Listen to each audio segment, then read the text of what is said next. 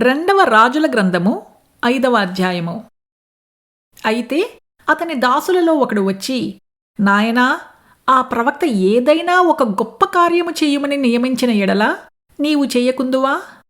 అయితే స్నానము చేసి శుద్ధుడవు కమ్మను మాట దానికంటే మేలు కాదా అని చెప్పినప్పుడు అతడు పోయి దైవజనుడు చెప్పినట్లు యోర్దాను నదిలో 7 మారులు మునగగా అతని దేహము పసిపిల్ల దేహము వలనై అతడు శుద్ధుడాయెను.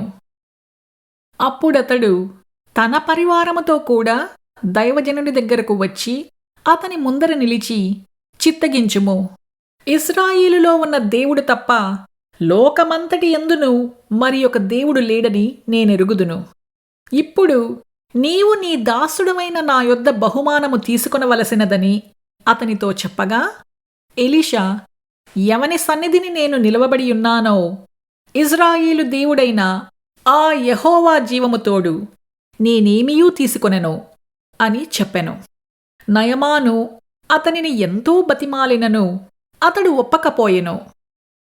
అప్పుడు యెహోవాకు తప్ప దహనబలి అయినను మరి ఏ బలినైనను ఇతరమైన దేవతలకు నేనికను అర్పింపను.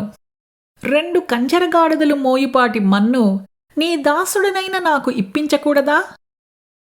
నా యజమానుడు మ్రొక్కుటకు రిమ్మోను గుడిలో చొచ్చి నా చేతిమీద ఆనుకొనున్నప్పుడు నేను రిమ్మోను గుడిలో నమస్కారము చేసిన ఎడల రిమ్మోను గుడిలో నేను నమస్కారము చేసిన సంగతిని గూర్చి యెహోవా నీ దాసుడనైన నన్ను క్షమించునుగాక అని నయమాను చెప్పగా, ఎలీషా నెమ్మది కలిగి పొమ్మని అతనికి సెలవిచ్చెను.